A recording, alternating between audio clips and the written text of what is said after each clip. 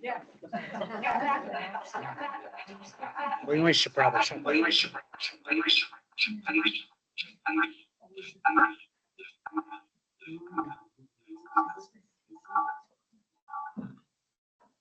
There we go. It's better. Okay. I have no volume. Tap. No volume. I won't give our logistical instructions until we know everyone's here. We're good now? Yeah. Okay, awesome. Welcome, everyone. I'm Megan Roy. In a second, we'll introduce the full commission.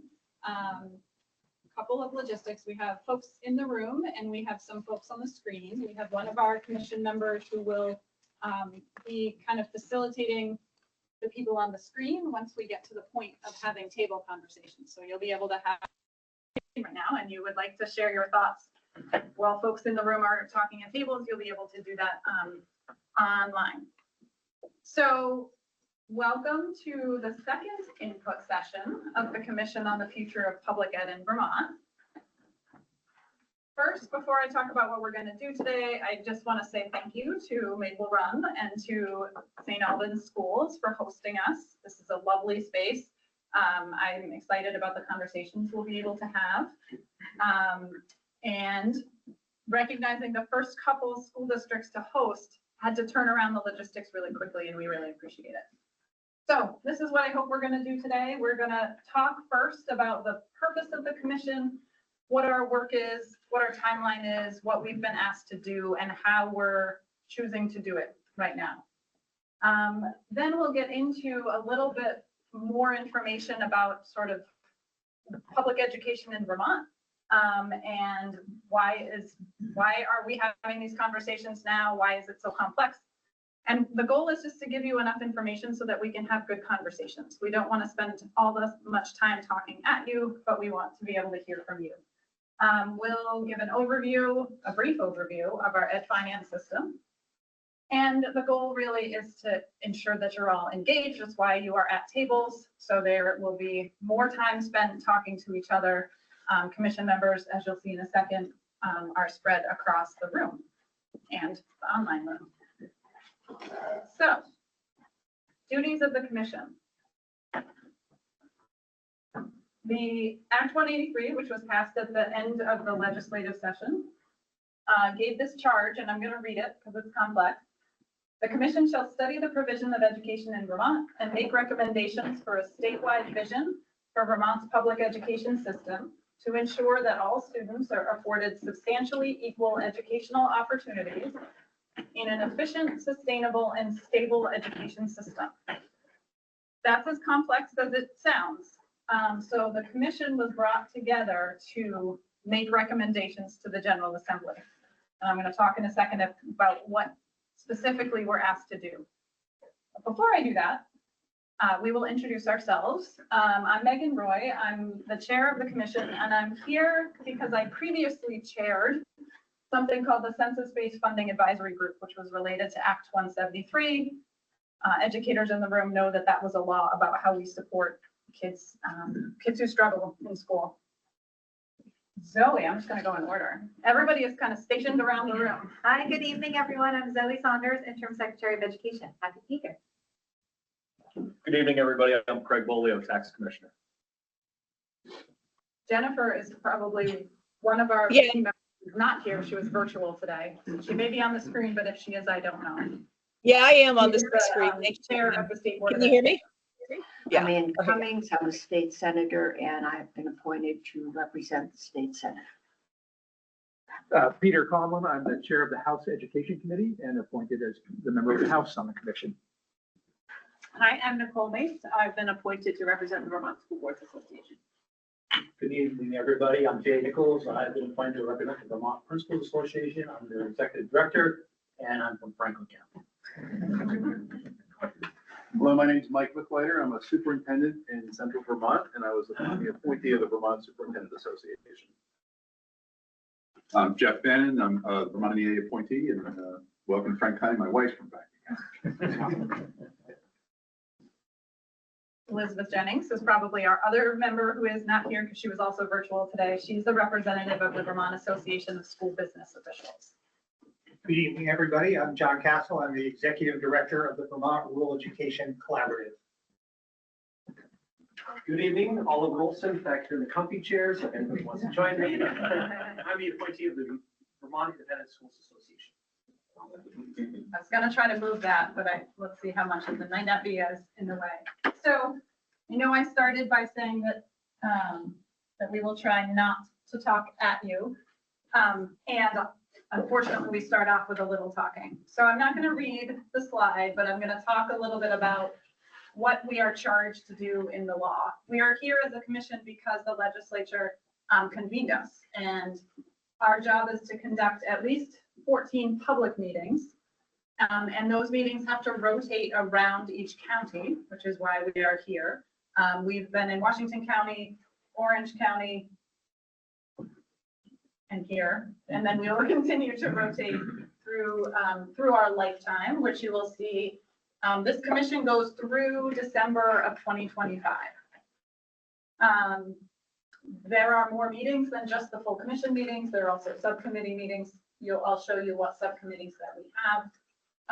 We will have a set of final recommendations by October 1st, and then enter another public comment session that is a little bit more specific, like specifically related to our recommendations. That will have a public outreach plan for that, and that feedback will be included in our final report in December of 2025. Here are the three things that we've been asked to consider and make recommendations about. So the first is about our education finance system. So we need to make recommendations about having a finance system that affords students substantially equal access to quality education. That's language from our Constitution. And in accordance with a Supreme Court decision, a state Supreme Court decision called Brigham, which many people are familiar with, but it's about equity in how resources are raised in support of public education. We have to make recommendations about governance, resources, and administration. This has to do with how decisions are made about Vermont schools. And that is everything from how the Agency of Education operates, how the State Board of Education operates, the role and the function and decision of local decision-making versus statewide decision-making. And under this area is career and technical education. There's a lot there. And our third policy area is the physical size and footprint of the education system. We tend to say delivery system for this one. And this is about recommendations about the most efficient and effective number and location of school buildings, districts, and supervisory unions. In this is also recommendations around workforce retention, capacity, class size, tuitioning, inside and outside of Vermont, use of therapeutic schools. There's a lot of things under each one of these. That's what the law asks us to think about. This is a little bit more concrete. We started our work on July 15th. We submitted a work plan and a communication plan by September 15th. I'm going to show you a snapshot of those, but all of the information related to the commission can be found on the Agency of Education's website.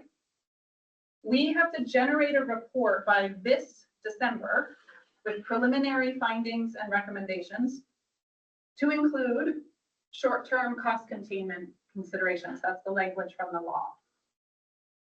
That's by December 15th of this year. That is a really challenging deadline. I'm just going to start by saying that. The final report is due a year from December. And that needs to include proposed legislative language a couple of weeks after the report. And then this commission ceases to exist at the very end of the 2025 year. So it is a lofty charge, even within the 2025 deadline.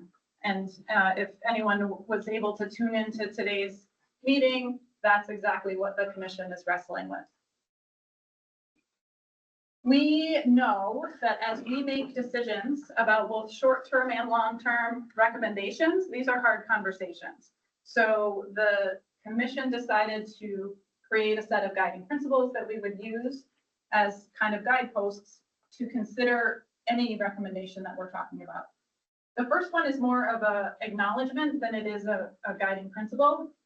In Vermont, there is a constitutional obligation for the state to provide public education.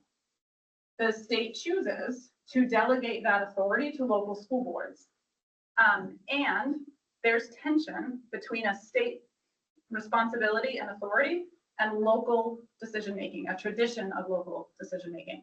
So we just acknowledge that that's going to be a difficult thing for us to talk about. We have a guiding principle of equity. We did not try to define equity, but we understand these three pieces of equity, which is that it does not always mean equal. Sometimes solutions with an equity focus are differentiated by need.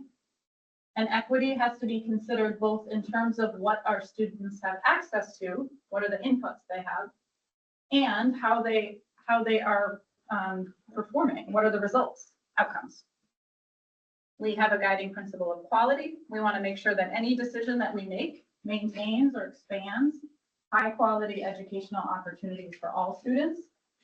This language is in our Vermont State Board rules: equitable, inclusive, anti-racist, culturally responsible, and anti-discriminatory. All of our decisions, we want to make sure preserve that. And then we have a guiding principle of sustainability and affordability. And I think everyone understands that that is largely what has kicked off this work. Whatever we do has to be sustainable and affordable for taxpayers. You do not need to try to read this. This is a document that is on the website if you would like to go into more detail, but we're just trying to give you a sense of how we're organizing our work. That left-hand column, communication and engagement, we know that we have to get this right. There are only 13 members on the commission, and that it's impossible for 13 people to fully represent all of Vermont. And so we need to design lots of ways to engage and do it well. So because of that, we want to make sure we have an expert. I think at its 2 months ago meeting, the commission decided to use its consultation. The law gives us some funding to have consultants work with us. We can have more than one. And one in particular is, we've decided is to work with us to develop a communication and engagement plan. You are here as part of that, but we don't yet have a consultant. We will be considering proposals in November, hopefully hiring a consultant by December. Once we do that, we will have a much more concretely planned plan for engagement. So we might have virtual only sessions. We might have a survey for people that can't come to things in person. So this is all part of that. We just want to highlight that we think it's really important and we want to do it well. The other three are those three policy areas, and they all overlap. We really can't separate them out, but in order to manage our work, we're going to have thoughtful conversations about each one. And so this is kind of how we've organized our work. We have 3 subcommittees right now. The steering group is actually defined in the law, and those 6 members, aside from myself, are appointed. The role is listed in the law, and then I'm a part of that group just to make sure there's continuity of agenda planning and things like that. We have a subcommittee specifically focused on communication and engagement. And then there is an education finance systems subcommittee that is defined by the steering group. So the steering group selected the membership of the finance system subcommittee. Almost done. We want to highlight, these are the 3 things that we are hoping to do. We don't pretend that we're going to do them all in this one night. That's part of that long-term plan and bringing the consultant forward. But we want to share information. One of the things that's really hard to give good input when you don't have good information about everything that's involved with our context in Vermont. And so we're going to do a little bit of that tonight, but this is not the first opportunity. We want to spend most of our time listening and learning. That's going to immediately bring up the question of the Listen and Learn tour. I'm going to preempt that question because we've gotten it a couple of times. So the commission was convened by the General Assembly. I just talked about what our charge was. And at the same time, we welcomed a new interim secretary in, and part of her body of, I will let Zoe talk about her Listen and Learn tour. But these are 2 distinct processes but obviously there's lots of overlap. And the commission will learn a lot from the Listen and Learn tour. And the Listen and Learn tour and everything that the agency is doing will learn a lot from this process. And I'm not sure I can make it any less confusing than that, because they are kind of going simultaneously. Zoe, go ahead. Sure. Hi, good evening, everyone. I think some may have participated in our Listen and Learn tour. So the Listen and Learn tour is really designed to help the Agency of Education develop our strategic plan and ensuring that our focus is supporting the immediate needs of communities across the state while positioning ourselves to be agile and responsive as we're developing the broader vision for public education for the state of Vermont. We're being really intentional to create synergy. There's a lot that we're learning through the Listen and Learn tour that we're bringing back to the commission and vice versa.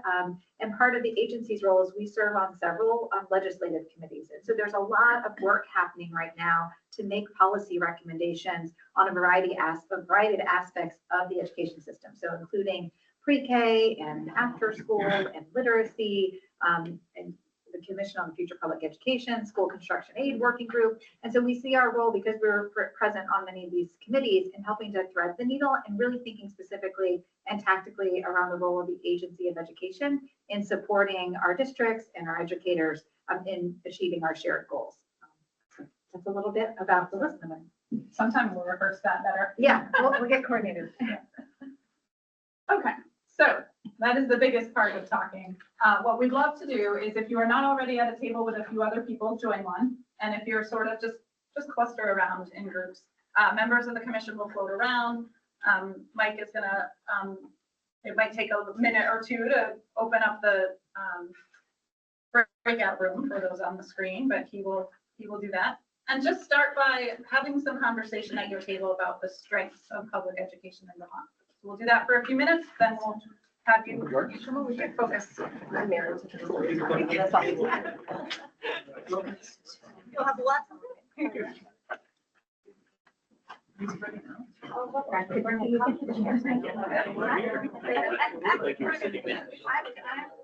Oh, really?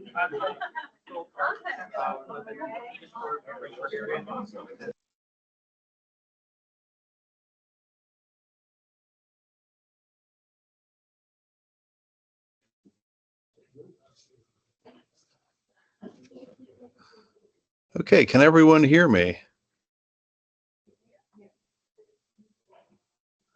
Looks like I see two people in our breakout Yes. room. I see I can hear you. Jen in the breakout room. Hi. So it's nice to see everyone here. My name is Mike Licklider, and I'm on the commission, and I'm a superintendent in Harwood Unified Union School District in central Vermont. And our question is, what are the strengths of the public education in Vermont? So I'd like to open up the mic, and anyone who would like to jump in, feel free to do so.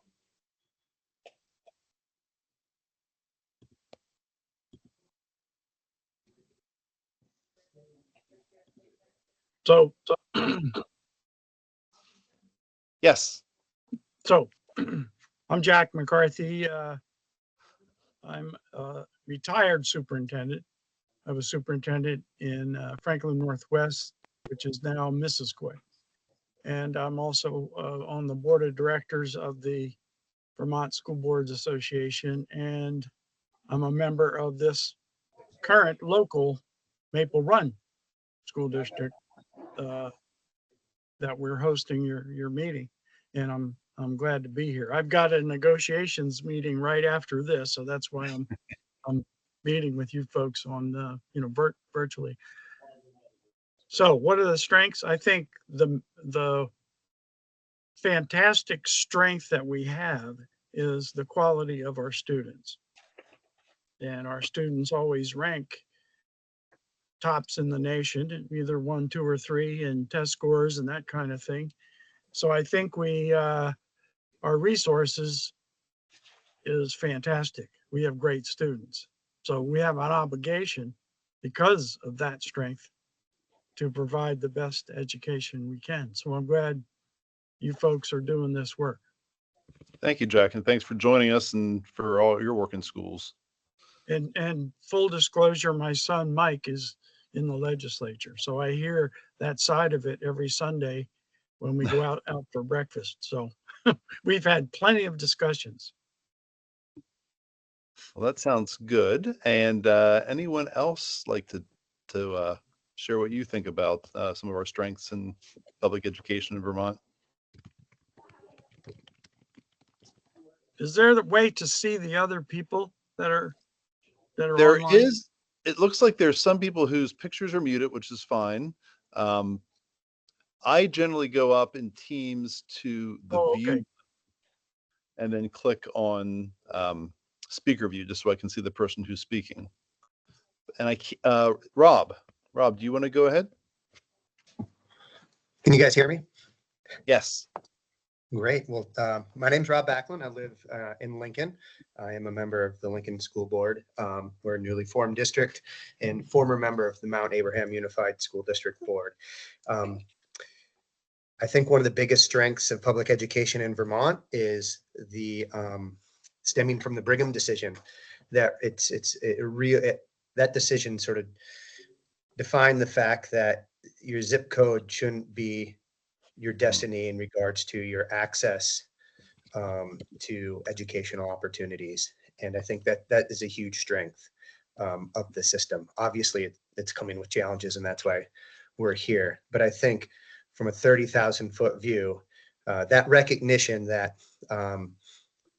that certain students need extra support, when you look at sort of the idea of the long-term weighted ADM, equalized pupil, whatever it's called now, that takes that into account, and that folks in school districts that have students that might have extra need get that extra support. And I think those are at the 30,000-foot view, two really, really strong aspects of public education in Vermont. And my other piece is that a young dad with two little kids. Felt like I had the opportunity to get involved in our local school boards and make a difference. And so I think, not being from Vermont, coming from growing up in Michigan, my parents were both public school educators. The fact that there is this opportunity for local folks in their districts to engage and feel that's accessible and not some far off distant thing, 50 miles away, is also a strength. So that idea of local control, I think, is really valuable for folks that live in smaller towns like ours and feel like that they can have representation in the decision-making process regarding the education of their children. Thank you. Yeah, really good points. Thanks, Rob. Anyone else? I think that's everyone whose pictures are unmuted. Jen, do you want to jump in? Do you have any comments that you want to share? Hi, sorry, I was taking notes. So for those of you who don't know me, and I was trying to chime in, I'm the chair of the State Board of Education, and I'm also serving on this commission with Mike. It's actually, I could not be in person today, but it's really nice to be able to have a breakout room that's remote, to be able to allow everyone to participate. And, as far as what I think about the strengths of the public education in Vermont, I really think that our public education system really does a good job of balancing the needs of the community and the students that it serves. And I think, the funny thing about Vermont is we're a very, very small state, but really quite diverse in geography, school structures, what schools we operate, what level of schools we operate, and really to be able to meet the needs of all of our students, I think is really quite impressive. Well, and I can share a little bit of my thoughts. This is my third year in Vermont, so this is my second superintendency. I've been in 2 states, and one of the things that attracted me to Vermont, actually 2 things, and Jack and Rob kind of picked up on both of them. One is I was so impressed when I was looking for a position, when I retired from my old position, the quality of students in the school district where I interviewed. And I think I think it's duplicated or replicated across the state. And I totally agree that we just have some phenomenal students. And I think we also support our schools and our teachers and look beyond just things like test scores. What is important? What do we value? One of the things that's valued in our school district is student voice and making sure that students are an equal part of any discussion and any solution. So that's another piece that I find really it's important in the schools where I am, but in education in general. And I do think the last piece is we are small. And I agree with Jen in that sense. We're small, and I think we have schools and systems, whether it's local school boards or the state school board or the state board of education, that really tries to get decisions right. We try to get our principles right and then figure out how that works. And I think that's sometimes some of our struggle, particularly in a smaller state with high ideals. So I think all the comments reflected are very reflective of some of my thinking as well. So I appreciate having the conversation with all of you. The last session we had, we did not have a breakout room. So that was one of the pieces that we wanted to try to do for this session. So I think it's helpful just to have conversation with those who can't be here in person. Go ahead, Rob. I don't want to step on anyone else's toes, but to sort of piggyback off what you said, conversations I have with friends who have children in other states, I've tried to describe some of the challenges that we have here in Vermont, but also, some of these strengths, and one of them being, and I know this is again why we're here, but the amount of money we spend in public education, trying to reach those ideals. They're not, it's not a cheap proposition. And, when I think, when you zoom out, if we had a money tree in the state of Vermont, what would most Vermonters want to spend that on? My feeling, living in Vermont for a decade now, is education. It is our children. And I mean, it's hard to argue against the idea of spending money if it's directly on education and to those guiding ideals and principles. I just don't think that, like, the idea of we're spending too much when it's done well is really, it doesn't sit well with me, I guess, is what I'm trying to say. So I know it's a challenge, but it's pretty awesome that this is where we decided to spend a lot of resources in trying to help our youth, grow into the learners and the people that they want to be. Thanks, Rob. And I just got Megan just let me know we have about 5 more minutes to have discussions. And I see someone else raise their hand, Don and Bernadette. If you want to go ahead and unmute yourself and share your perspectives.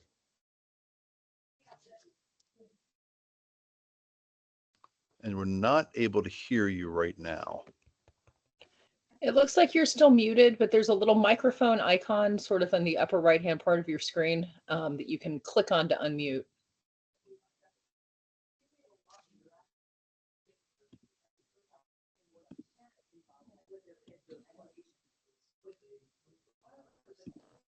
We can't hear anything. It looks like I think you're unmuted now.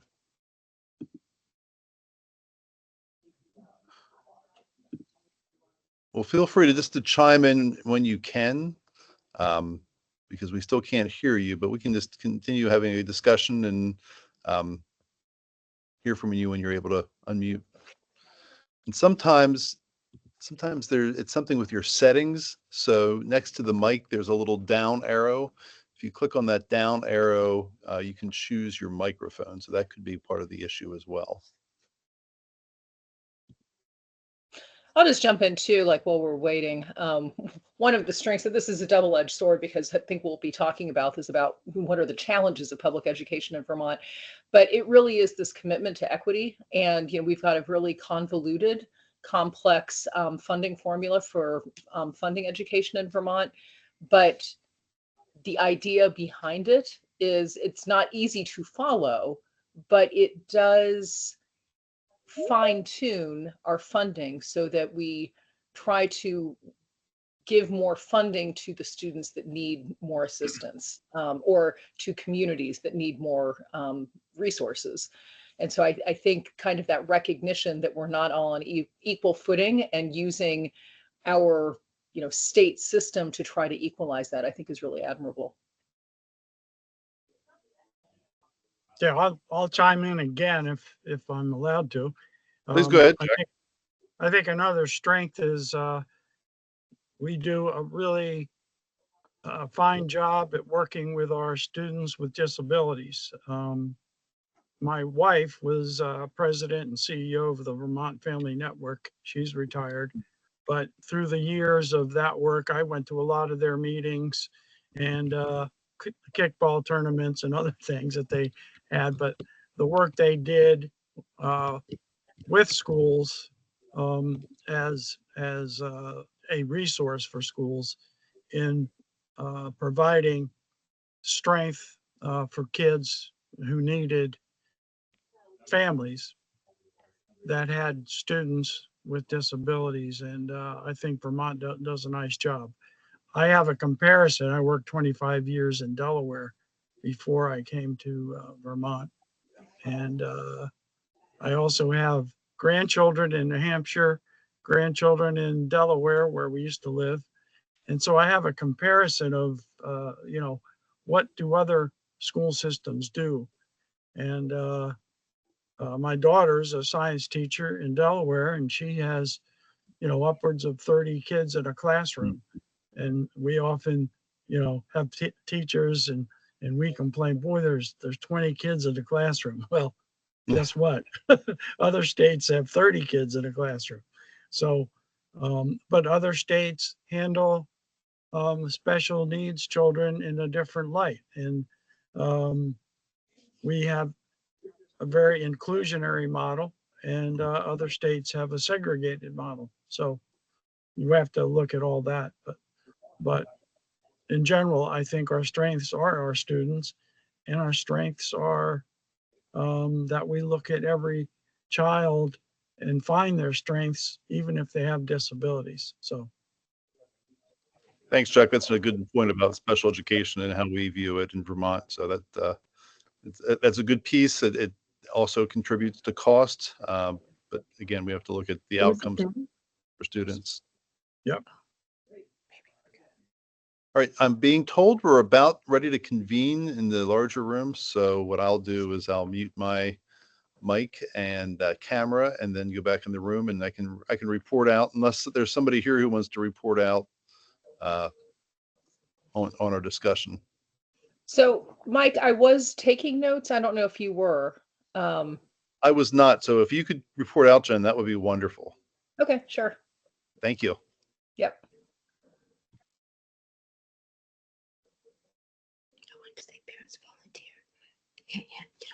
Just a good conversation on the outside, there is some, but not, so we're gonna go back. Yeah, so it's almost like. And I think, Mr. Ben, you're gonna kick us off on this session.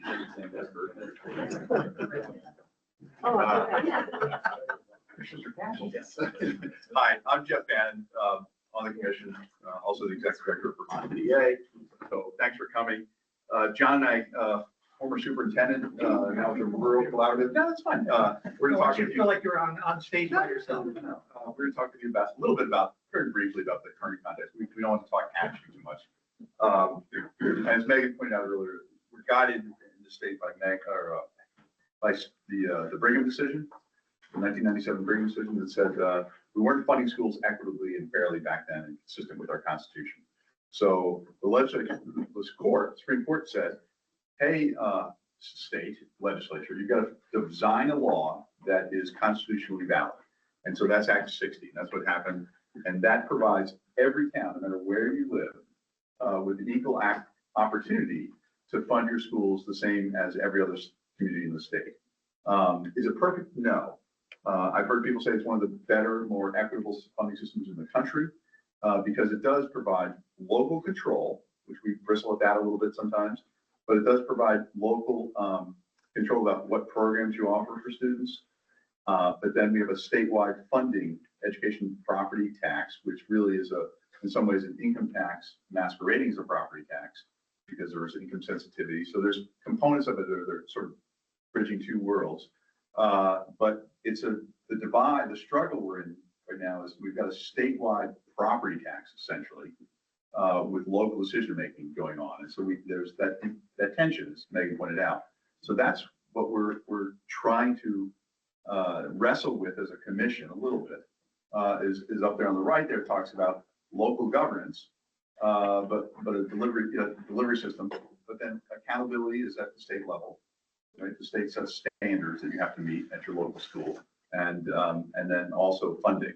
So there's a lot of push and pull here that we are wrestling with, and some of what we really would love to hear from you is a little bit more about that, and hope that you can at least struggle with us a little bit tonight, and advance us as we move across the state. And Yeah, the other thing that I would add to that, I think people know what our state motto is, right? Freedom and unity. And I think that's part of the tension, right? How do we have freedom, right? For decision-making at the local level, yet we're all in this together, and the decisions that are made at the local level impact everybody else. So I think that's part of this tension in this current context. We're really trying to figure out what is that management of freedom and unity. Some things have to be decided perhaps at the state level, but we also want to make sure that we're honoring that local decision-making that's so much a part of our culture in our state. so thanks for the discussion. We look forward to hearing from you. The challenges, you know, and ideas. Brilliant comment. You left. Do you know, I just.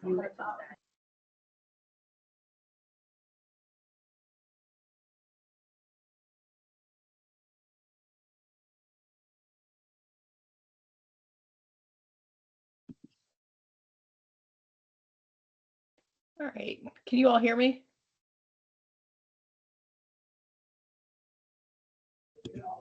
Okay, Yes. I'm back, and I had let Megan know, but I guess we had to move on for the time. So maybe next time for the next group, we'll be able to report out, Jen.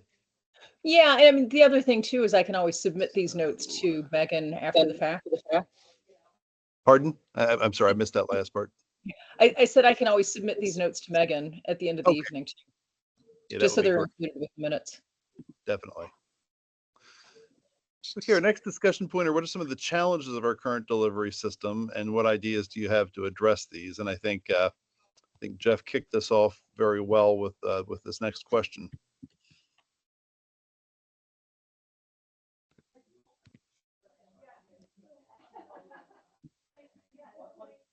Well, I think the challenge is, can you hear me now? Yes, perfect. Yeah. Thank you, Bert. Yeah, I think one of the challenges we have is why we're all here. It costs too much, right? It's not affordable. That's one of the challenges of how we're currently delivering our education. Is that fundamentally what you mean by the delivery system?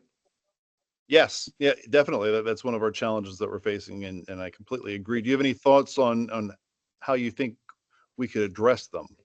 Well, I think Zoe had some interesting data on her bubble chart where she showed that spending more money didn't actually improve the outcome. So I think that's one of the fundamental things that we have to start thinking about. If spending more money doesn't fundamentally change the outcome by what Zoe's data showed, then we have to say, well, what does, and how can we do a better job of delivering what the students need? So what are the factors that allow for success in students, and what are the factors that allow for failure? I think when a lot of parents volunteer and are very involved, what I was trying to say for what do I see about the positives of our education system in South Hero. I'm in South Hero. I'm a parent to 4 children who have actually all graduated from Vermont schools and now are outside of Vermont with their careers. When I look at some of the positives in South Hero, we had a very engaged community. There were a lot of parents that volunteered in the schools, after schools. So I thought the amount of parent volunteering was very, very high and very engaged. And I think that was a very positive thing. I don't know if that's the same across all communities. I'm sure it probably is. Vermont seems to be very engaged with the students. And I thought that was a positive.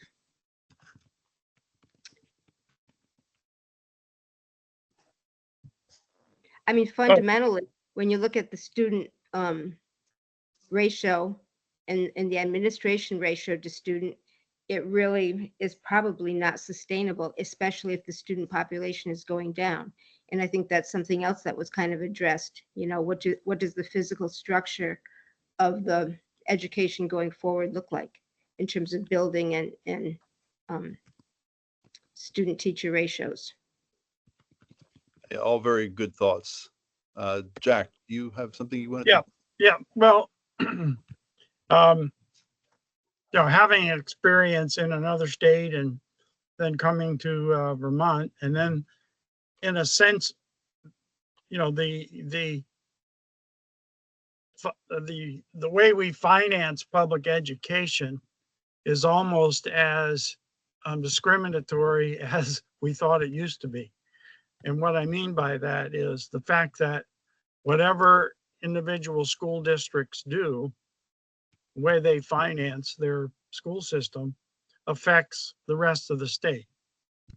It's not like it used to be a long time ago where, whatever you spend in your local school system, that directly affects your local taxpayers, but not the taxpayers in the other towns and cities. So that's a challenge. I think it's a good idea, but we have to recognize that when each individual school system makes their budget and looks at the size of their school, and if they have a very small school, have you ever thought of closing that school? And because the population has gone down over the last decade, and restructure how you're dealing with the children.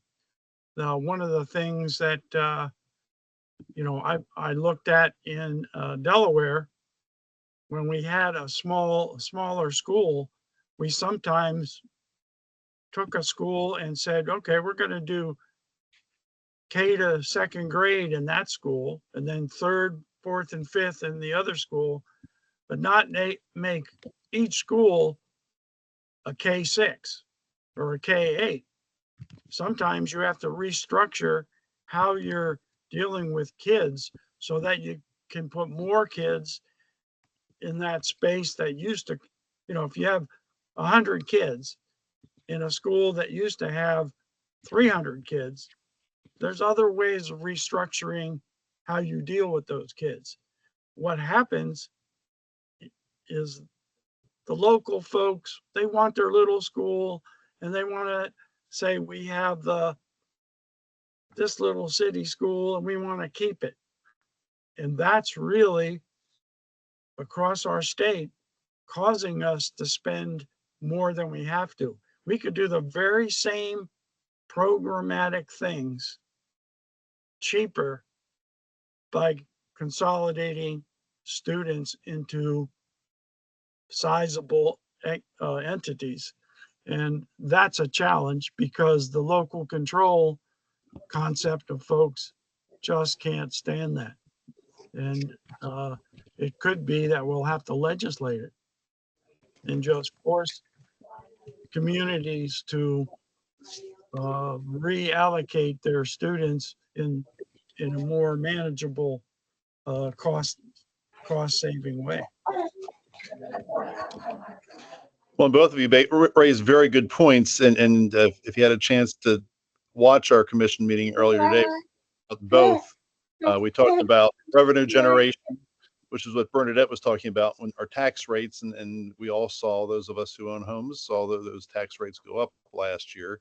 But another piece that Jack, you were talking about is the use of our education fund and what is being funded with those education dollars.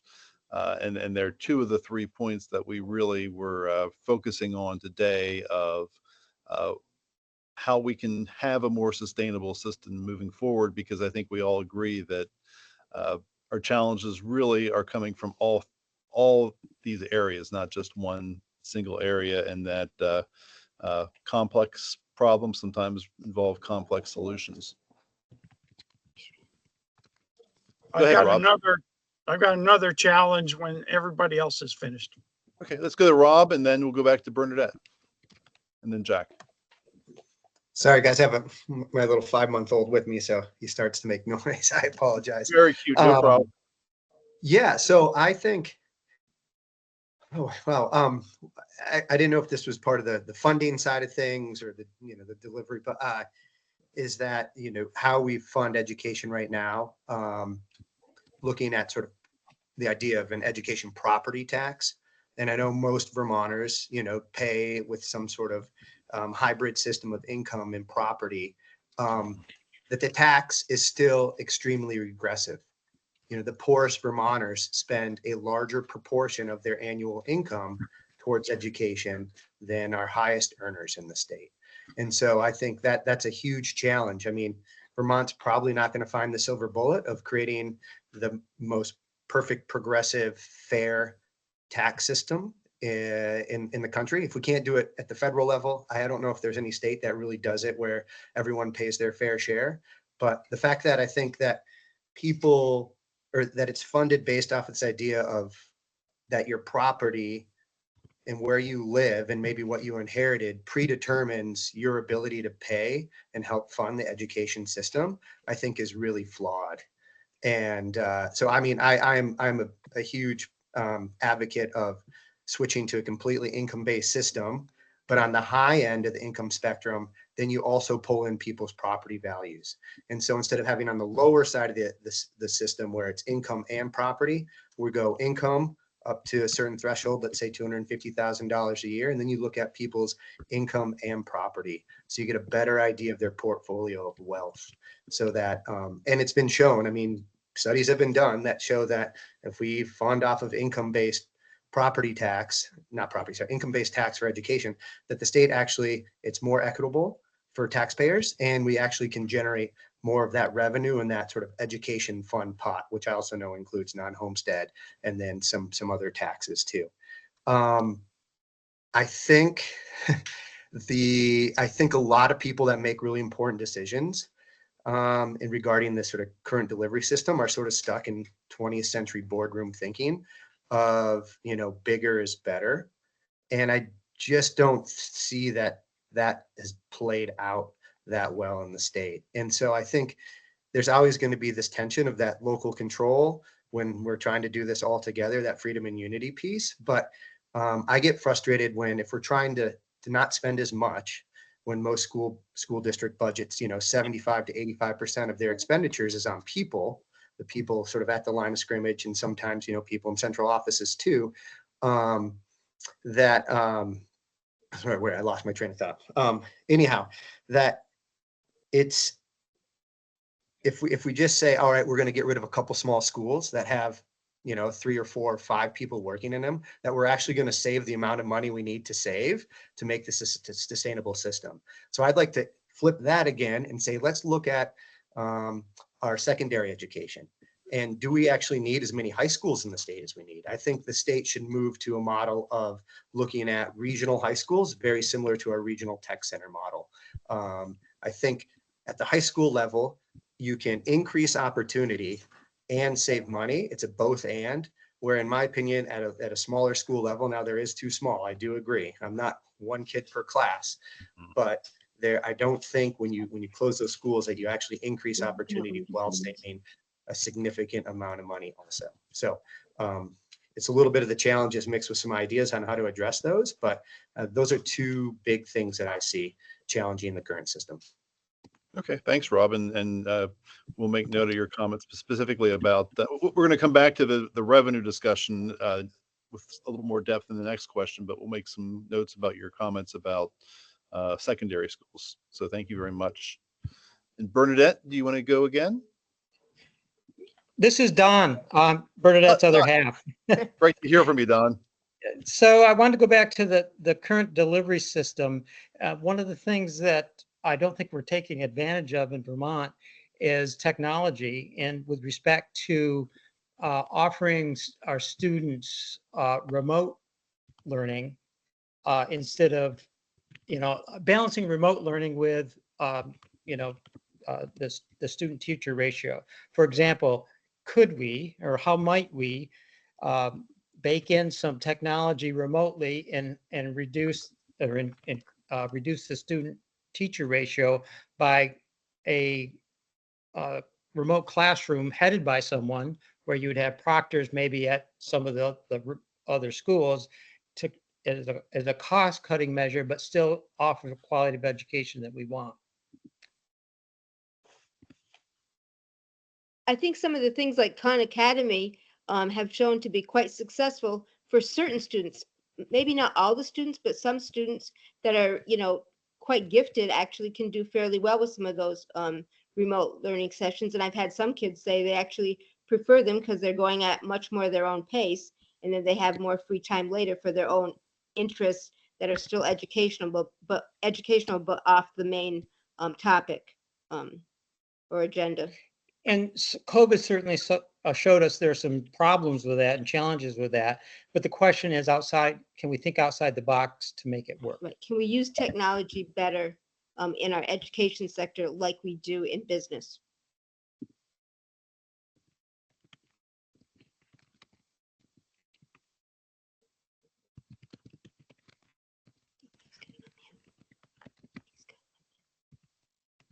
Okay, if everyone else is finished, can I make some additional comments?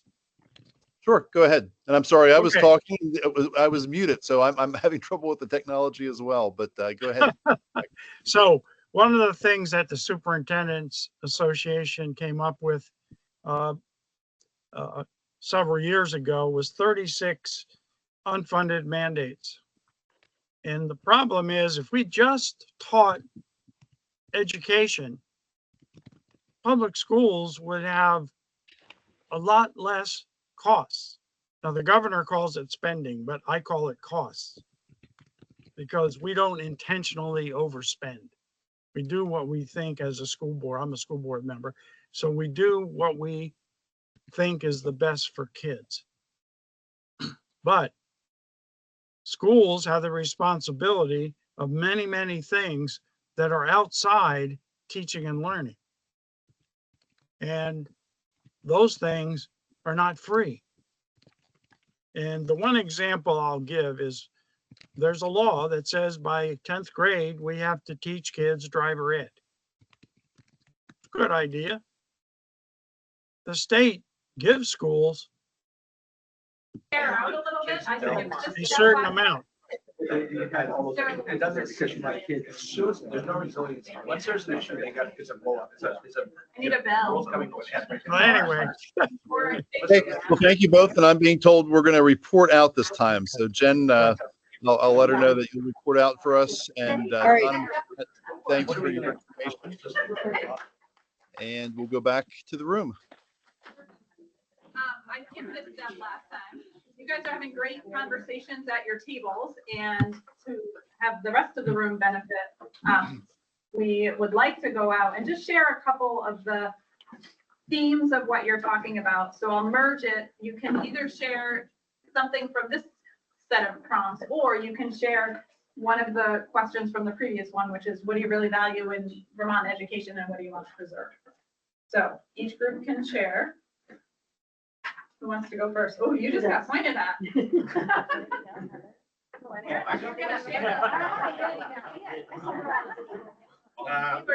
Wow, we've been doing what, 30 minutes of discussion, we got a lot going on over here. But I guess I'll go to the last point that I just said, because it's precious on my mind. And so we're talking about teachers and the future of education and what we're able to do and not do. And so my question kind of went back to, what are you expecting the teachers out of college to do? Are we going to teach writing and math, reading? Or are we going to be doing all the social emotional stuff? Because right now in the classroom, the reality is we're spending a lot more time with social emotional stuff than we are actually doing the teaching. So we look at the standardized tests and they're terrible. Well, of course they're terrible. You know, you don't need many letters after your name to realize that, look at the amount of time that we're spending actually teaching that subject, because we're constantly having blow-ups. There's not, you know, we have students that something goes wrong, all of a sudden you think the world is falling down around them, you know, it's the end of the world and everything needs to stop. And so I think that we need to think about, what do we want that future to look like, and what are the expectations of the teachers Because I got taught to teach. I didn't get taught to do all the social emotional stuff. And we're doing a lot more of that in the classroom than we are teaching. So we got to look at what that rigor is going to be or not be, and what we want as a state moving forward with that type of the thought process, in my opinion.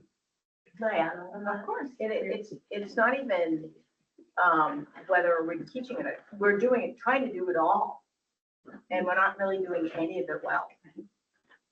That's really the problem. We're trying, if that's what they want us to do, then fine, that's what we'll do, social emotional. If the society wants us to teach just academics, great, we'll just teach academics. It's really hard to do both, really hard, and do well. Can I add on to the testing measurement? Often we're asking students to test on something they haven't regularly been taught. Or they don't have the investment in the system.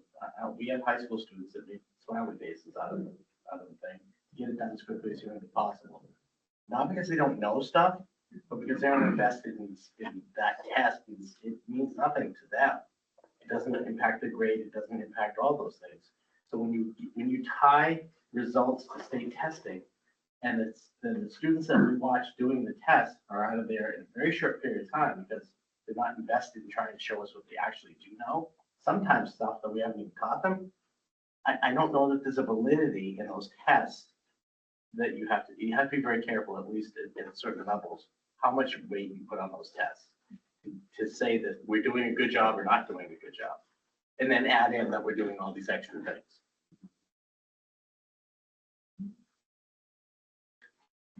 Any other sort of whole group share before we? And Jen Samuelson is going to share for our Perfect. the virtual group. Jen, I think you can go ahead here. I'm gonna. Yeah, can everyone hear me? Can you all hear me? We can't really see you, but we'll listen to you. Okay. So I took some notes in our breakout session for strengths of public education in Vermont, so I can go through those and challenges and some good ideas. You're coming through a little bit, but Sorry? You're loud enough so we can hear you. Can you hear me? No. Not quite Can you yet. hear me? I feel like I'm yelling. Can you hear me? Computer. Yeah, the problem's not with you, it's on this end. Yeah. Turn the volume up on my computer. it's all the way up. I can't get it to go any farther. I mean, if you can't hear me, Megan, I took notes and I can send those to you to be That included. white one, remember when we were echoing, yeah.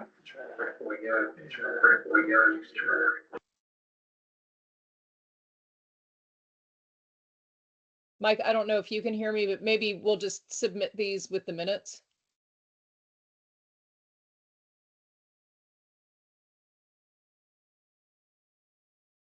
I don't think anyone can hear me. Try again, Jennifer. Can you hear me now? Yes, no? We can hear you. Jennifer? Go ahead. Yes, we can. Huh, okay. Thank you for being patient here. Okay, so our breakout room, some of the strengths of public education in Vermont include the quality of our students, the fact that we do really good work with students with disabilities, that we look at every child and find their strengths, even if they have disabilities. The idea that post-Brigham, your zip code is not determinative of your access to a good education, and the feeling that you can get involved on the local level and make a difference. Some of the challenges in our current delivery system, as well as some ideas at how to address them. Currently, it's not affordable. And the idea that currently with our funding formula, how a school district funds its local school system affects everyone else in the state. Our property tax is still extremely regressive, and there was a suggestion that we go to an income-based system up to a certain level of income, and then beyond that, do a combination of income and property. That we look at our secondary education and perhaps either look at more online opportunities or do more regional high schools, kind of like we do with our CTE models. And that both of those could be used to expand opportunities while lowering costs. And then also an acknowledgement about the challenges that unfunded mandates have caused to our funding system.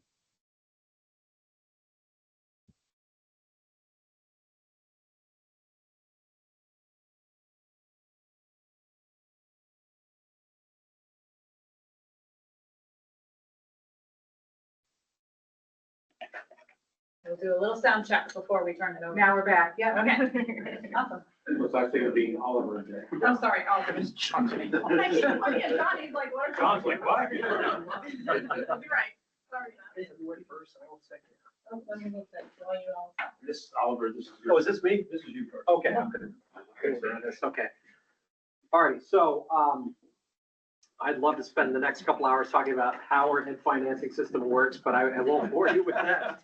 But the challenge that we have with our ed financing system is in how equitable it is, right? And there's, when you're thinking about tax policy, there's a strong correlation between complexity and equity. The more equitable any kind of tax system is, the more complicated it becomes. And an analogy to this is to think about the sales tax, right? It's really simple. Everybody understands the sales tax. It's, 6%, blah, blah, blah, on all your goods and services. Everybody pays the same amount, but it impacts people in disproportionate ways. When you look at the income tax, we have a much more progressive income tax that really addresses people's ability to pay. And very similar concepts with our ed funding system. What I would say is the most important thing to know about our system, strip away all the complexity, it's all in the cost per pupil. That's really what drives your local tax rate. And there was a suggestion, I think, from one of the breakouts that, well, would it be great if we had an income tax for, folks below a certain level and then, a combination of the two above that. We actually do kind of have that already. It's just so complicated, nobody really understands it. But if you're a property owner, homeowner, with, with a home, $400,000 or less, you're effectively paying an income tax. And that rate that you're paying is, you're paying it on your property tax bill, but it is proportionate to your local per pupil spending. That's really the key lever in this. So anyway, I won't say too much more about that, other than it's really complicated, and it's complicated for good reasons. But that's also recognizes that complexity has created a lot of challenges across the state because it is one statewide system, and we're all in it together, and we have local decisions being made that everybody collectively is paying for, and nobody can really explain how it all works.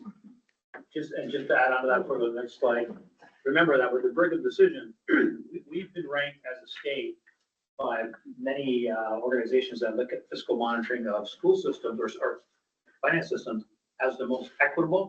But that's only in terms of paying to raise a tax dollar. So it's important to understand it, because in my group, and I heard other groups like we were talking about how, well, we don't really have equity because somebody mentioned St. Albans and Swan, we can't offer the number of programs that Essex can. Well, that's true. This doesn't have anything to do with equitable opportunities. It only has to do with the amount of pain that an individual gets to raise taxes on a statewide system that's trying to fund education. So the pain that I have living in Berkshire should be relatively the same pain that John has living in Holland to help fund that system. That's all that Brigham really does in terms of equity. It doesn't really do anything with equity in terms of opportunities. Now, it could help you. And when my principal Bakersfield, this first came out, I was able to raise the budget by $400,000. That's a lot of money back then. And I was a hero. Tax rates went down. I raised the budget, added 3 teachers. People were like, oh my God, this new principal knows what he's doing. That's the next slide. So just some budget challenges and cost drivers we want to think about as we go into our next conversation. Some of the cost drivers are personnel. We know that in Vermont, roughly, this is true nationally, about 80% of costs are tied up in staff, which makes sense. We're a very human, deep endeavor, obviously, working with kids. Special education, facilities, healthcare, tuition are all cost drivers, many of which local school boards have no control. Revenue generation and use of the ed fund. And the delivery model, classes, school size, district size, and infrastructure, we want you to be thinking about those things. We're trying to think about those things. And in governance, resources, and administration, decision-making about school size, structure, and budget, those levels are done at the local level. One of the things the commission is being asked to do is look at what should that look like at the local level. Nobody's saying we should have cookie cutter, all the same thing across the state. But are there areas that we should be looking for economies of scale, areas that we should be looking at saying, you know what, in this region, maybe X schools is better than the Y number of schools you have now. Maybe in other places, there shouldn't be any changes at all because of the rurality or the scarcity or the distance between buildings. So how local schools how local systems choose to spend their education dollars does impact their costs and quality. Yep, and since I have the clicker, I was gonna add, What? one of the reasons we put this on here is to help illustrate how these things are all connected, right?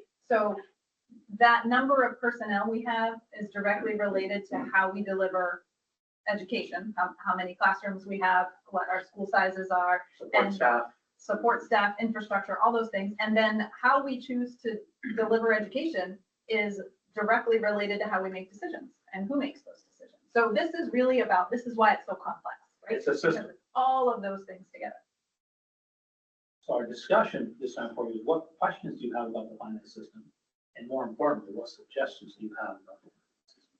Don't say go back to the grand list model, those of you that are older, because that's not constitutional. It has to be something that meets the constitutional provisions of Brigham, which again talks about equity of the payment terms of reason. Okay? Your sales taxes. It's not.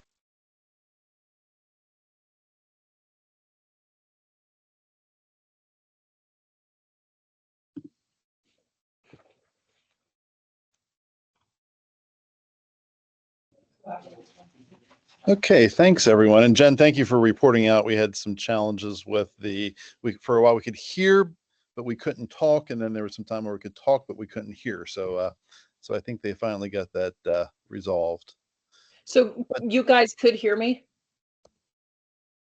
Yes, and I thought you did a very good job. Oh, thank you. Yes, thanks, Jen. Yeah, you did a very nice job doing that.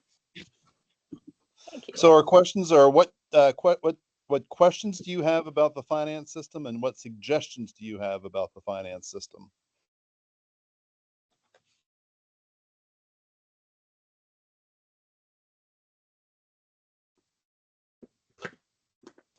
Go ahead, Rob.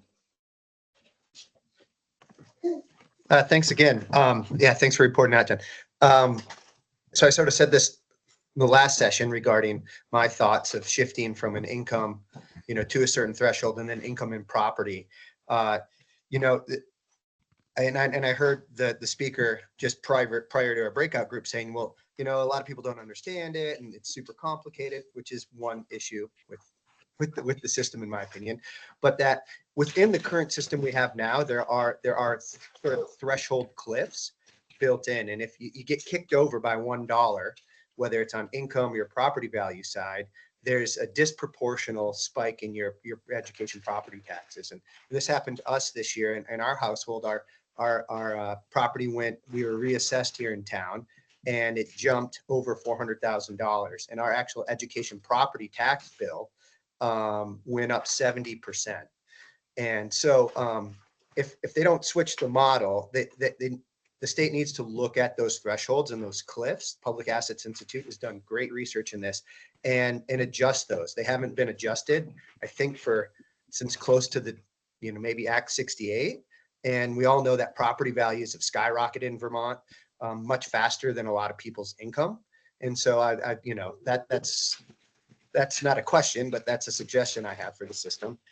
One thing that when I was on the Mount Abe Unified School District Board, it was a 5-town school district. And, we set our per pupil spending, which gave us our district tax rate. But the kicker is different towns, wherever they are in their reappraisal, in their grand list, then have different tax rates, obviously based off of the CLA. And I don't think people realized how much division that can create within a unified school district, where towns are looking at each other and saying, well, that's not fair. I'm paying more than you, even though our kids are going to the same school. And so I think that was a big oversight with the restructuring with Act 46 that at least my understanding doesn't go back before that in my relationship to being on a school board. So I didn't know how it sort of worked before that. But I think that is a real, if we stick with this property tax thing and things look the same, to address that within these unified districts. This past year, larger percentage of merged district budgets failed versus those that maybe weren't forced to merge or voted to merge or just standalone districts. And so I think that's one thing regarding the finance system that should see closer inspection. And another thing, I think the state needs to tackle with regarding our finance system or how much money we're spending is that, we are sending public tax dollars out of the state of Vermont to private institutions. And I know Vermont has a long history with independent schools and private schools in the state. When you have school choice, we do in our district, students have an opportunity if they can get there to attend a private school that at least, if it's approved by the state board, that they can have tuition money follow them.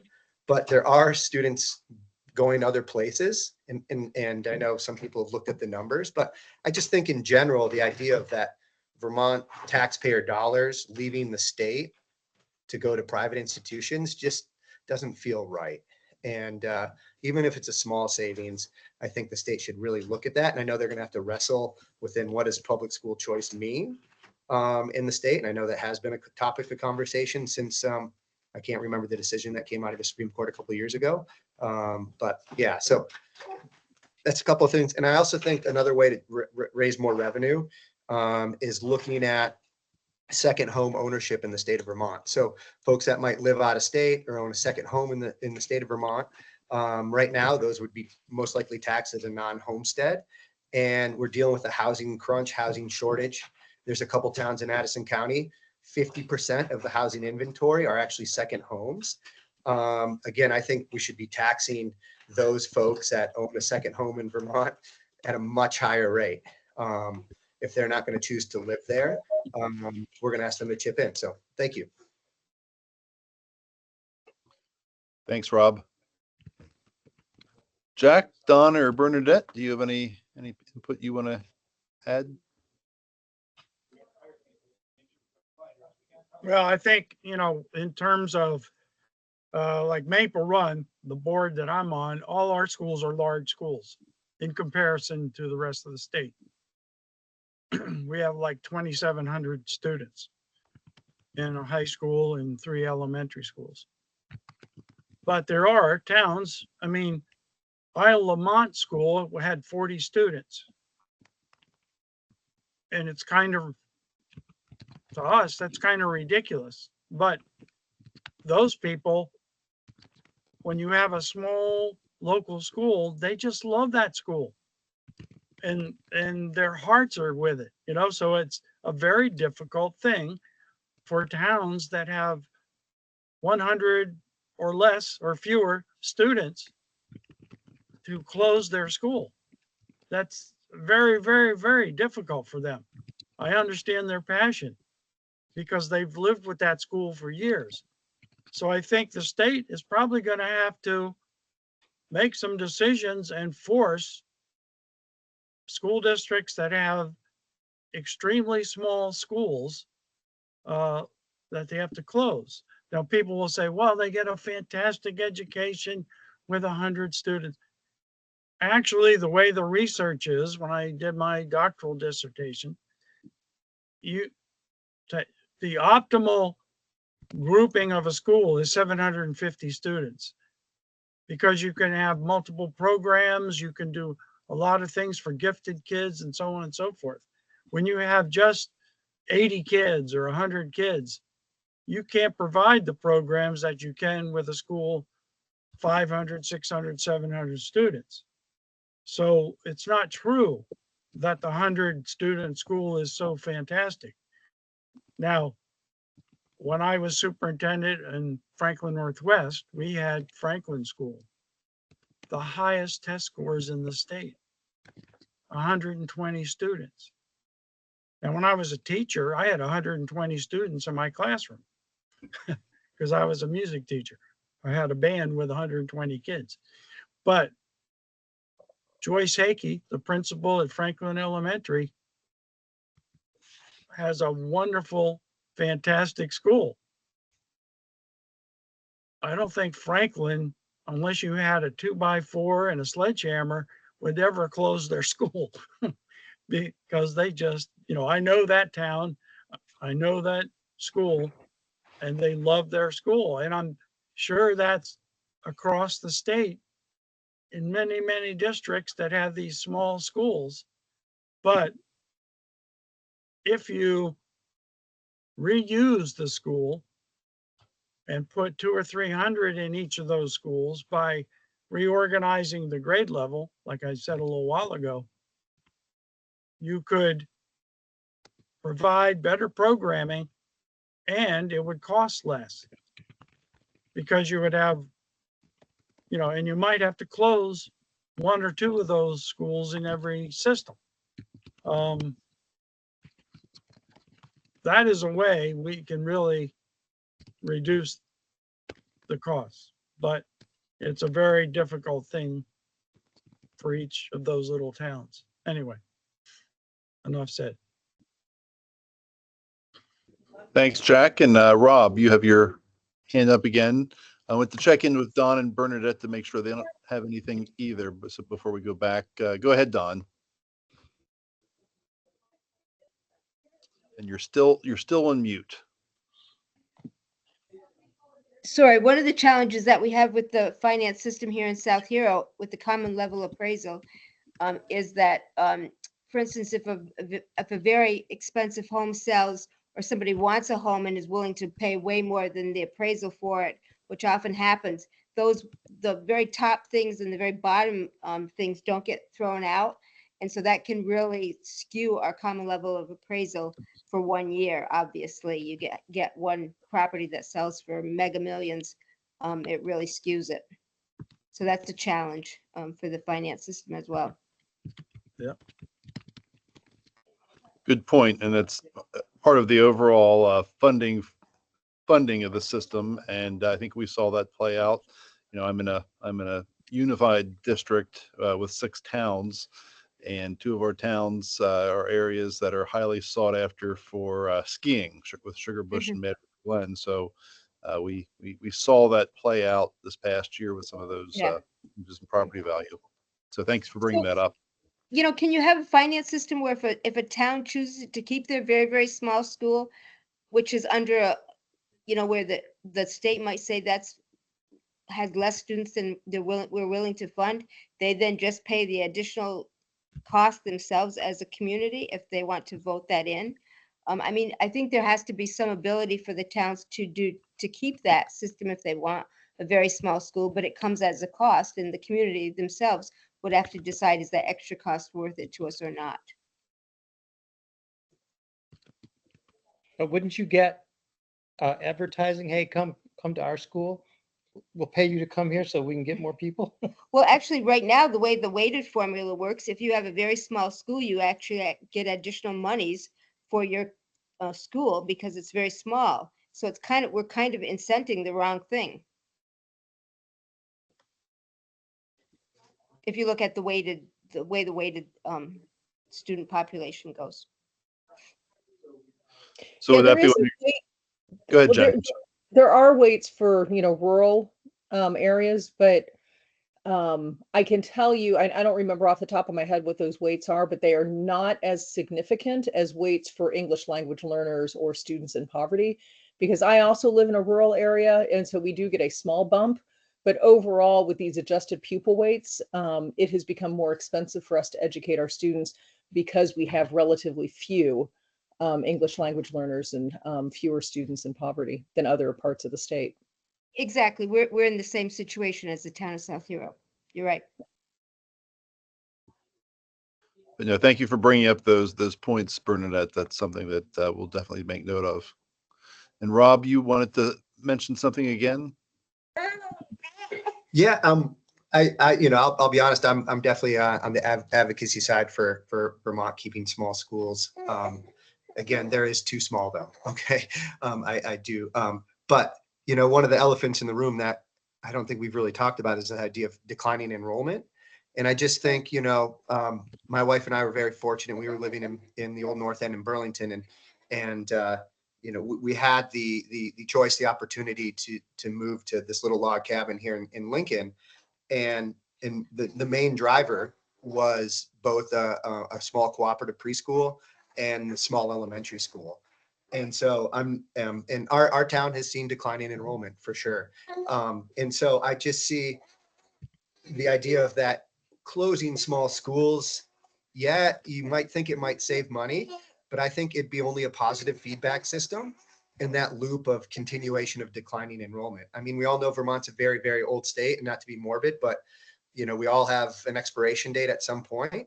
And I just look at the demographics of my town and how that student population could actually shift in the next 10 to 15 years, depending on who's able to actually move here when homes do come on the market, because they will.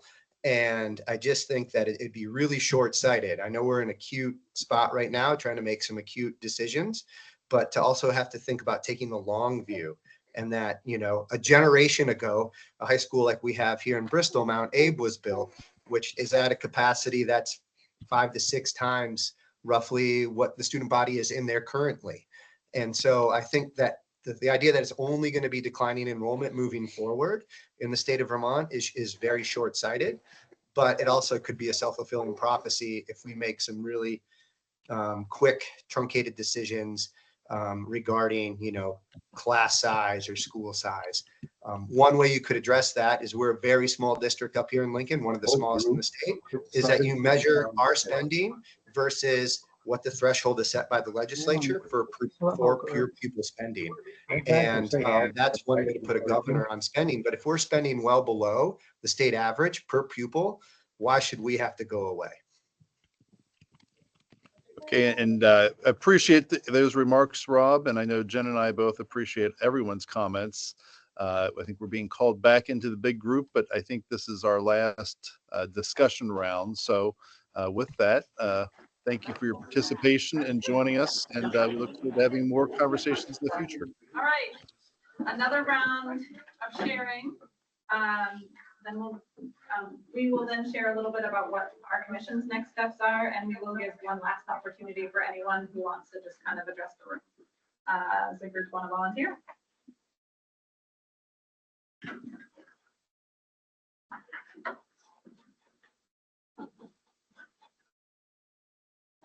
Apparently no one's on. Well, since we didn't really offer up last time, we probably should start. So we did talk about our current system and its flaws and I guess maybe advantages, but we talked a bit about sort of, are we missing Vermont opportunities for federal dollars, or opportunities to, just sort of find those drawdowns that other states seem to be able to find. We talked about advantages to certain things that would go statewide rather than be local, such as would a statewide teacher's contract not only sort of be more equitable across the state, but also sort of stop the migration of teachers from one district to another as they sort of get trained in one area and move on to the higher paying school districts in where we know where they all are.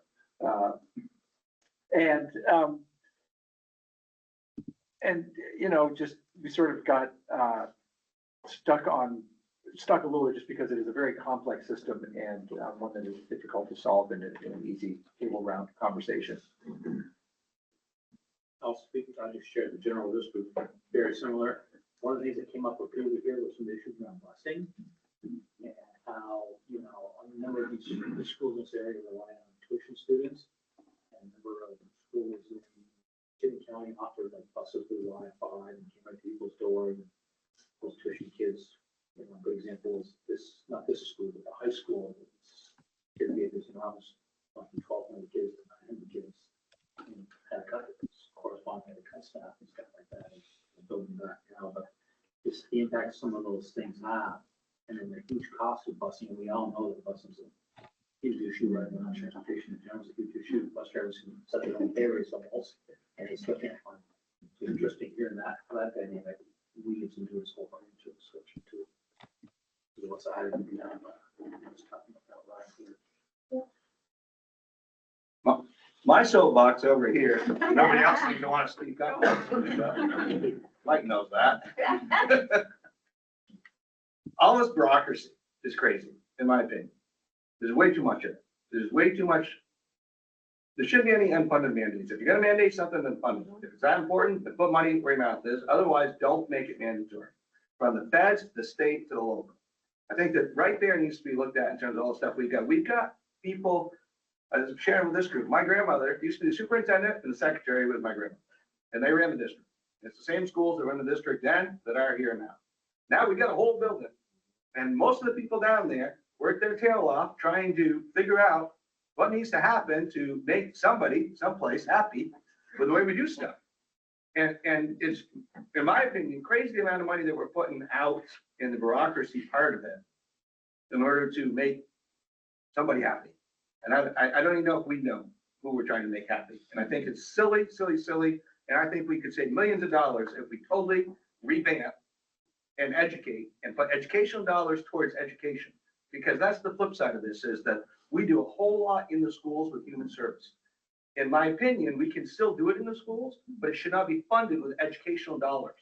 The educational dollars should be paid for education. That's the teachers that are in there, the principals, stuff of that nature. But not all of these other services that we provide. Again, I don't mind the services being offered in the school system. They should not be being paid for by educational dollars.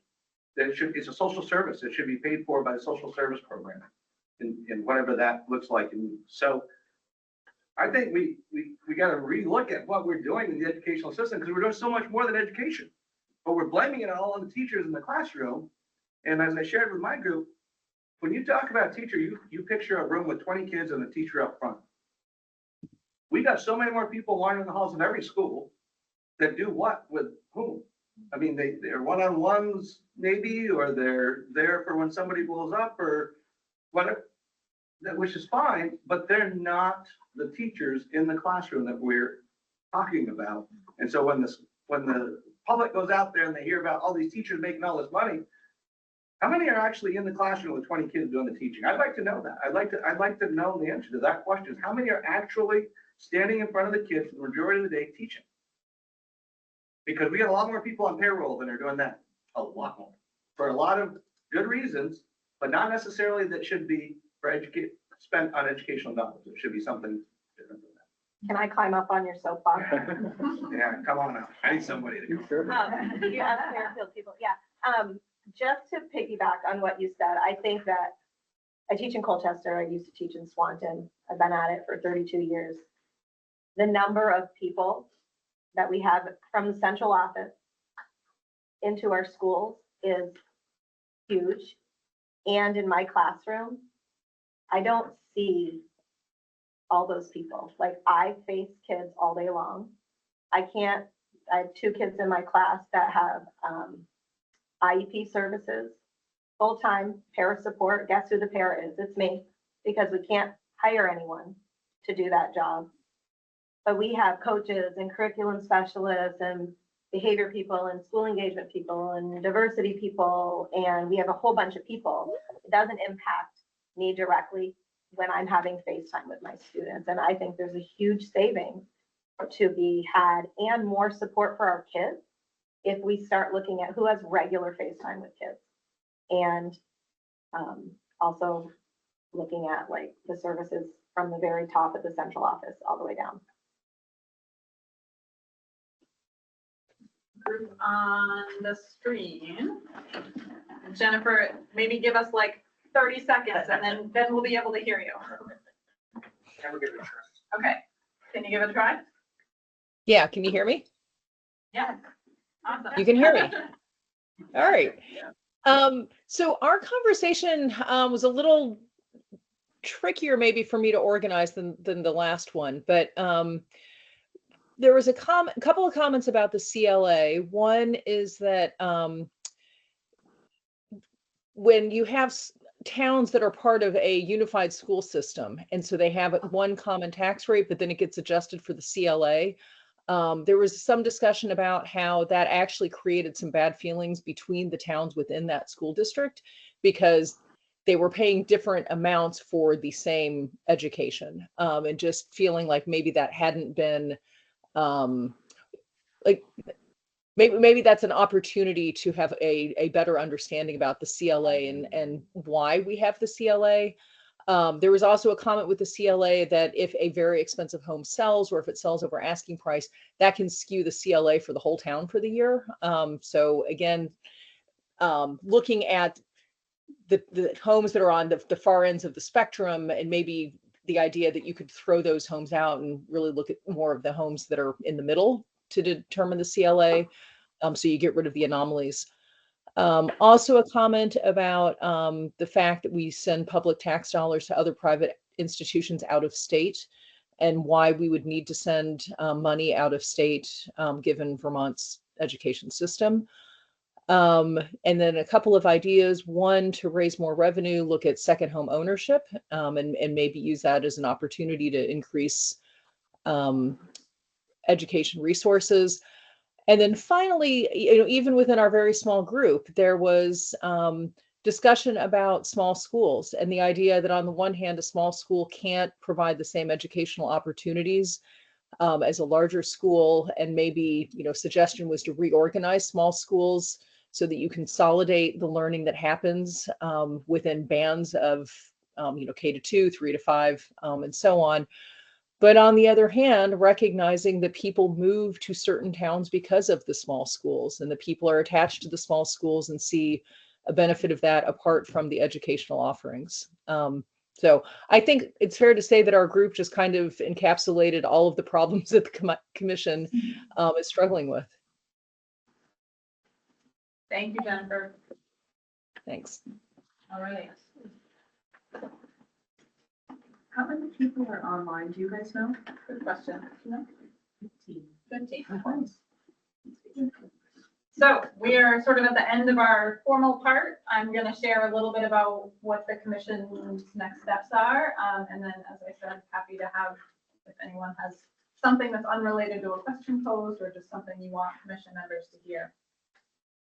Obviously, we want to continue conversations like this. We really appreciate you being here or on the screen, and there will be more opportunities.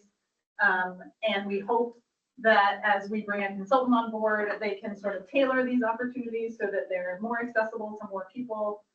As we move forward in the process, they will likely be more targeted, right? So it's at the point that there is something to react to, then they would be a little different. This is very open-ended. So we hope to get some help with that. We'll have sessions in every county, but we also might have other types of sessions. And there's also specific groups within the law that we have to engage with, and not necessarily in a big session like this. Teachers is one of them. Students is another. There's a whole long list of them. So we will continue to engage. We'll refine our work plan based on that engagement. We really focus right now on getting to this last bullet, which is what we need to recommend by December of 2024. So we'll continue to refine our work. Commission members, is there anything you would add to that list?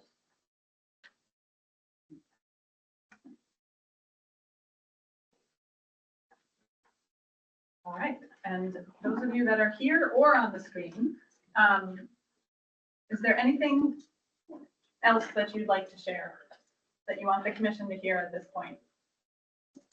Doesn't have to be related to anything that we talked about tonight. I have one thing. I think that, I just thought a little bit ago, and it doesn't really relate, but I do worry about having enough teachers in our state in the future. So I have heard that the number of people going into education is down significantly. Yes. I think that the state might want to think about, I know there was just a really big push for counselors getting, our counselor at our school went to be a school counselor, she's taking classes, and there was some grant money, I don't understand it, but I know there was money to help her. I think that the state might need to consider doing something to promote young people going toward the education field, because you are going to have a lot of teachers retiring soon, because it's really time, it's gonna be time sooner than our expected time to be done, if you can read between the lines. So it's just really, really hard, and I think that there's just gonna be a lot of turnover in the near future. And it takes a lot of skill to work in these classrooms right now. Skill, energy, mental capacity, physical capacity, you name it. We have to have it, patience every single day. Every day. And the problem is you're always the guilty one, whether it's the kids or the parents or society. And people are just like, why? You know, people say you make all this money, but in reality, if you want to go hour per hour, no, you're not. If you want to go with someone with a 4 or 5 or 6 year degree and you just pick the job, whatever you want to do, and compare it to a teacher's job, and per hour, you're not, It's gonna be hard to keep young teachers. We've seen it happen here at our school. I think that like mentor programs to help support new teachers, which we have in our school, in this school, but it needs to be revised a little bit, I think, for the newness of what education is. So just thinking about things like that, but we need some new teachers. We need more kids going to school to be teachers. We also need to keep the new teachers. I have a second-year teacher on my team, and she's amazing. And she's considering like tapping out. It's too much. And also in Colchester, we have amazing classroom teachers that are leaving. I'm sure you have it here for the intervention positions where they can work with small groups of kids all day, just teaching one subject area. So I think the classroom teacher positions are people are like, it's too much. At least at the elementary level, we get one prep a day versus some older. The high school in my district, they have 2 preps a day, so we don't have enough time. We teach all the subjects. So teachers are leaving the classroom, the elementary classroom anyway. I don't know about. I want to share my daughter, just left education after 5 years, and had 2 degrees in education. She just couldn't do it anymore. She couldn't do it, and she can't afford to live in the state. She's considering moving to North Carolina for a standard of living that she can afford. What we could afford when we were young is not what they can afford when they're here. We can't keep nurses in the state. We can't keep young people in the state, and that's hard. That breaks up communities. It breaks up families, and it's a draw from what should be a reinvigorating part of this. And I think we've really been watching that across those areas. Do we have, Suzanne, if we have any hands on the screen? To piggyback on that, we're talking about teachers. One of the things that's been happening is we don't have subs. And so teachers are taking their free time and subbing for their colleagues. And I go to 4 schools and I'm seeing a lot of teachers on the edge of burnout. And I don't know the solution. I mean, I've been to 2 faculty meetings about substitutes. And they are trying to do creative and different things. But if you don't have subs, you don't have subs. BFA has 3 subs for a school with over 900 students and multiple teachers. So. And 2 of those subs are over 80. And that's another part of it though, is that especially long-term subs, we're lucky if we can find a retired teacher to come in and do that, but because of rules around their retirement, they can only work a certain amount. So that puts us at another disadvantage where we have someone who is capable, experienced, willing, but because of current regulations, they can't do what we really need them to do in full capacity. We did pass a law on that. It allows for subs, and I actually looked the law, so I know that I think they close it. and treasurer supported it. We had it in place for 3 years, and what we saw really was only about 20 people across the whole state actually used it. There were rules in there that you had to be a position. You couldn't just be staying in your same position. You had to actually be retired. You could only do it 1 year for an emergency or whatever. And it was used in some places, a couple principals and a number of teachers, but not enough for, I think, this could be enough legislative push to reinstate it. That could be wrong, but I think it's probably this year, probably last year. When you cannibalize the system of education with the people in the system that are supposed to do things, like my wife, to teach students in K2 to read, help them read when they struggle, and instead, day after day after day after day after the sub, those students are not getting their needs met, and we're gonna pay the piper down the road, and those students don't have these incredibly skilled teachers doing what they need to do to get those kids up to grade level. And when you have to use a very, very highly paid sub to do that, you're causing way more problems to the system than you're solving. You're keeping the building open. Okay. But when they come to 3rd and 4th grade, we can tell that they have been pulled from teaching their students, working with them as reading specialists or as math content specialists, because we're noticing that they're struggling. And some of these are, I mean, some of the groups that we have right now are just at such a different level than we're used to having in the classrooms.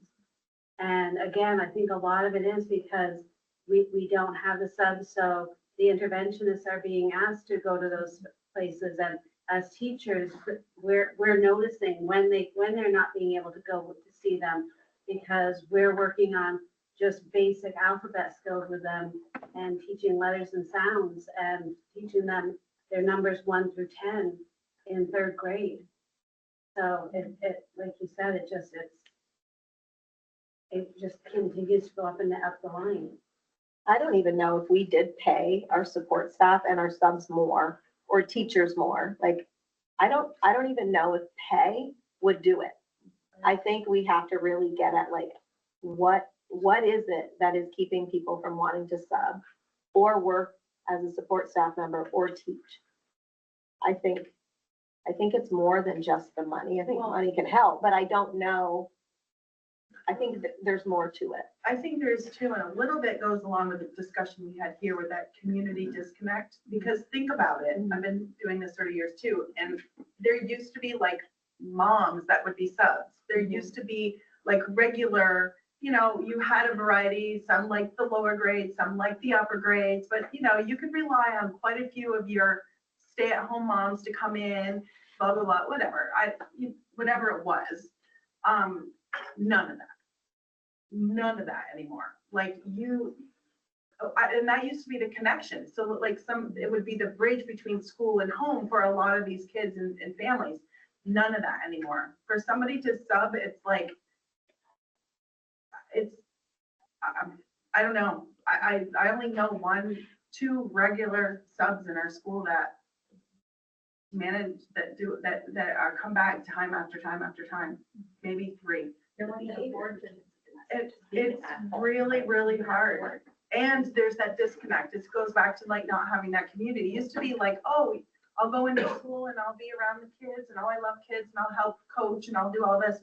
It's not like we're begging people to coach. We're begging people to sub. We're begging the communities to come in. And it's really bad. It's really, really bad. Somebody could ask the next question, then why are so many subs needed? Yeah. Okay, you could ask that question, and teachers are collectively that burned out. It's not something that's coming, it's something that's already here. And I'm not pointing fingers at anybody. This situation system, the collective experience of teaching, and Rusty alluded to it earlier. It's not the same. When I started in '99, it's not the same teaching as it is now. And okay, things change and you have to adapt with that.